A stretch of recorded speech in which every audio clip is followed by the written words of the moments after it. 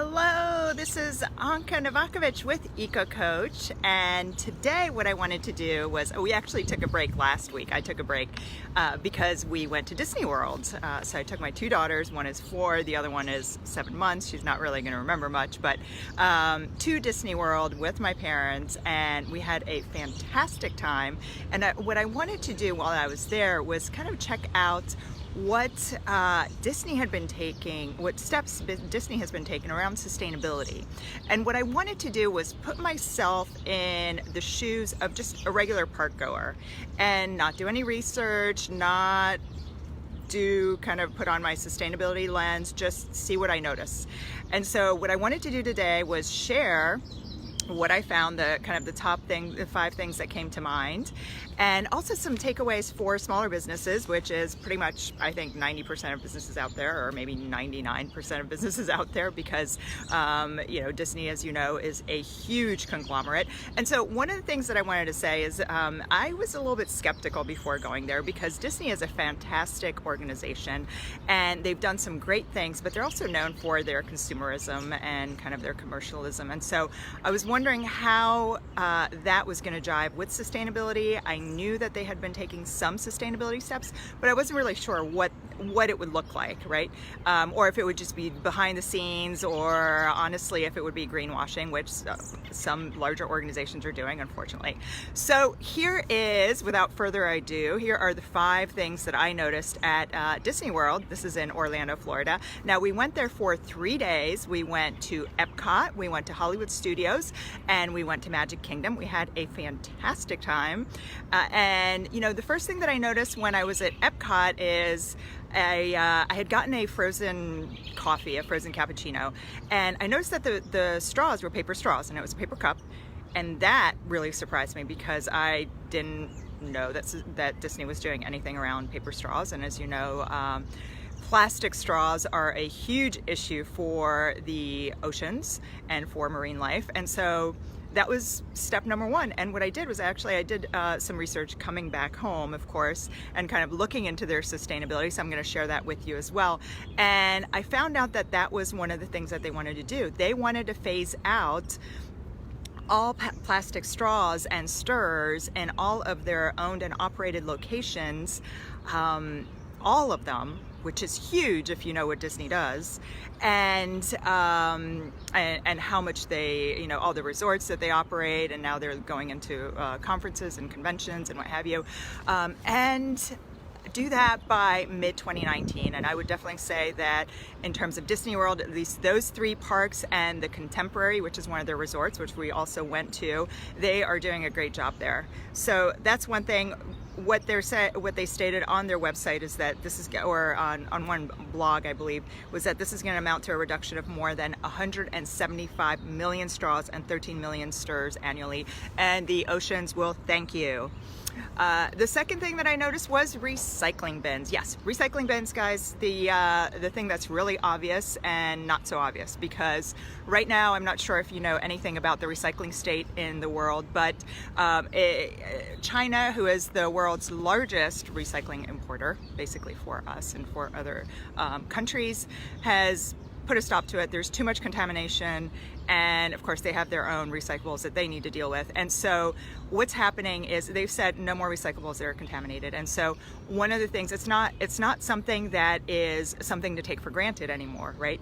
What I encourage you to do if you are recycling and you hear about this is keep recycling, because we don't want to change our habits. The recycling market is going to kind of sort itself out, but keep recycling, but make it clean. Make sure that what you're recycling is recyclable, right? I've been guilty of that. I've been guilty of doing passive aggressive recycling, thinking some things should be recycled and they're not. So recycling bins at Disney. If you're just joining us, the first thing was paper straws, and paper stirrers have replaced plastic straws and plastic stirrers. I'm sorry, not paper stirrers, wooden stirrs.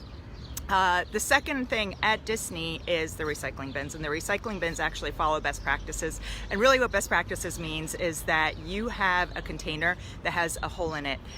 There are studies that have been done that show that if you have just a regular bin that's just marked recycling right next to a waste bin, most people aren't going to really pay attention to that, and they're going to throw waste in there. However, if it's a circle to kind of look at cans and bottles and what have you, and to kind of encourage people to throw those away in that receptacle, then there is a much higher rate of recycling. It's actually 34% from some studies.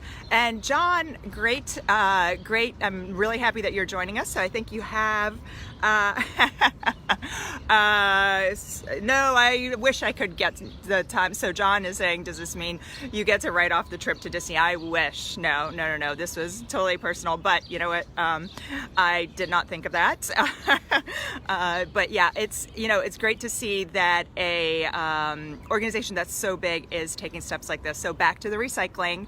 Recycling bins are key, and having recycling bins that are within easy reach and that are not only clearly marked, but are shaped correctly is really important in terms of increasing the recycling rate. And again, like I mentioned, there are a lot of studies that have shown that this is the case, and so Disney is following best practices around that. So those are two items. The third is educating their customers, their theater goers, around. So when we were in Epcot, and this is just one area that I saw this in, so there was a small garden that focused on beekeeping and that provided education around honeybees and the importance of bees. And so one of the things that they do, and of course they had a bistro, they had a BEE dash STRO, play on words, where you could buy food that was made with the honey. They had hives there, so they had a educational garden, and so I think that was great. I noticed from what I saw on the signs is that it's just for their flower. Let me make sure I'm getting the International Flower and Garden Festival, which is an annual event. It's from February until May.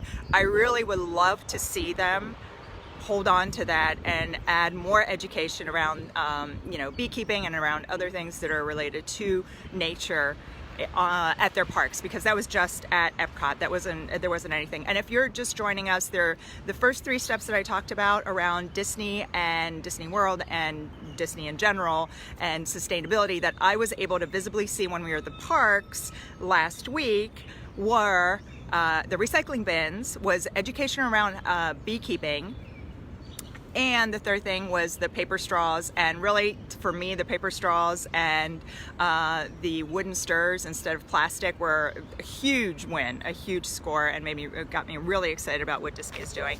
So the fourth thing, and this I noticed actually from a tram, one of the trams going, I believe, from Epcot to Magic Kingdom. Actually, I'm sure it's from Epcot to Magic Kingdom. I kind of just happened to look out the window and I saw a little solar array. It wasn't too big, and I was like, oh, that's interesting. That's really kind of cool to see. And so what I did after that is, of course, I researched it, and I looked on Google Satellite, and I actually I should mention that there is a blog that's related to this, and I included a picture of this of the satellite array. There was a small array that is next to one that was launched, I don't remember if it was last year or a couple of years ago, that was 22 acres in the shape of a Mickey Mouse head. So that's great, but what's fantastic is Disney actually just in December finished a 270 acre farm, solar farm, which is the equivalent of powering 2 Magic Kingdoms. And of course that, if you know a little bit about just renewable energy, that is going to go into the local grid. But basically what they're doing is they are offsetting their energy use for 2 of their parks, which is fantastic, and they have other plans to reduce their energy use. And so that's another thing that they're doing. So if you're kind of looking at it, it's not something that you notice right away. It's not something that you notice in the parks. But I just happened to look out one of the monorails, and I was not thinking about sustainability at the time. To be fair, I just happened to see it. And I was like, oh, this is great. And then the last thing that I saw, and well, this is kind of not so obvious, was that there were a lot of water fountains around Disney. Of course, it's Orlando. It's hot. You want to stay hydrated. But the other thing that I thought was great was that if you are bringing your reusable water bottle, which we did, you were able to actually find places where you can, get more water without, and Florida tap water, maybe not the best, but for 3 days in the park, it was fine. And I appreciated the fact that we didn't have to buy plastic bottles, and they do sell plastic bottles, and that's kind of the segue into some other things that Disney could be doing, which, for example, they could be replacing their plastic bottles with compostable, biodegradable, I should say, and that's the same thing with their utensils and their plates and anything else that they serve at the park. And actually, when I was doing research back home around what they're doing around composting, I was pleasantly surprised once again to find that they have a huge anaerobic digester. And so the food waste from Magic Kingdom, and I'm not sure about from the other three parks, but the food waste from Magic Kingdom goes to an anaerobic digester, and so it's then turned into energy, which is another fantastic point. And they're actually sharing that with local businesses in the Orlando area. So they may not be doing composting, but they are using an anaerobic digester. And again, I have links on the blog to more information about this and what an anaerobic digester is. So there you go. So those are the 5 things, again, with Disney recapping. The first thing is paper straws and paper stirrers. The second thing is recycling bins that follow best practices. The third thing is education around honeybees and beekeeping. The fourth thing was the solar arrays. And then the fifth thing was easy access to drinking fountains. Now, what are some of the takeaways? You might be a small business, which, is the majority, like I said before, the majority of businesses are out there. And you might be thinking about, this and saying, you know what, that's great. Disney has got tons of resources. I can't do this, right? You're right. But like I mentioned in a prior blog and in a prior Facebook Live, there's so many great things that small businesses can do. And you are nimble enough and you are flexible enough to be able to take on some of these actions or to obviously adapt them to your organization. And so I wanted to quickly go through that as well, because, the first thing is reducing plastics use, right? Identify ways that you could reduce plastics use. And, some examples are really simple ones, which is, if you have a kitchen or a cafeteria, figure out ways to use reusable, right? And it's a lot more pleasant, honestly, to be eating out of a regular plate than to be eating out of a paper plate. But at least that's for me. So there are ways that you can do this. If you're a retail shop, of course, I'm sure you know about replacing your plastic bags, and in a lot of places, that's highly incentivized. And so that's one way to do it. Another way is educating your customers, which is what Disney did with the beekeeping and the honeybees, right? So figure out ways that to educate your customers around sustainability. If you're not taking any steps, okay. First of all, I would urge you to start thinking about what to do. But if you have something that's related to sustainability, or you can educate your customers about, for example, where to drop off. If you're a retail store that sells electronics and you don't yet have a take back program, or you're just a small mom and pop shop, where can they drop off those electronics, right? Or what resources do they have online where they could find out where to do that, right? So that's just an example, is you can educate your customers, and you may not be doing something now, but I encourage you, of course, to do it later on. Another step is recycling, right? So that's something that's really basic, and again, we talked about it, and yes, Disney has more resources, but recycling bins are available at a relatively low cost, and we actually have some of our clients have replaced their trash bins with recycling bins, so that there's only just one large trash bin in the office or the store. And this is just a couple clients. Not everyone has done this, mind you. This is a big step, but then this is if you're serious about increasing your recycling rate and decreasing waste.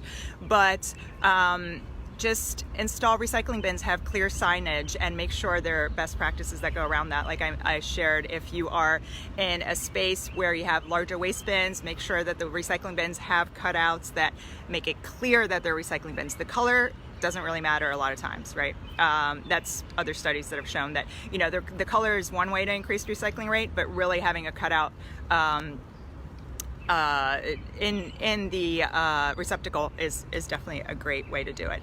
Then what you want, and you want to make sure you're recycling properly, right? Make sure that you don't have do a quick waste audit, do a quick review, eyeball your recycling, and then do some education around your staff and even your customers, if that's the case. And what you really want to do is kind of periodically check and see if you are recycling properly, right? And if you're recycling properly, then that's fantastic. If not, kind of take the steps and address. I would also say there's skepticism. I just spoke a couple weeks ago at an Earth Month event around recycling, about sustainability in general. But one of the questions was, okay, why should I recycle? Why should my business recycle? Because of what's happening in the world market. So definitely make sure that you're addressing that in your business, right? Why it's important to keep recycling and keep the habit up, even though maybe not everything is being recycled as we'd like it to be.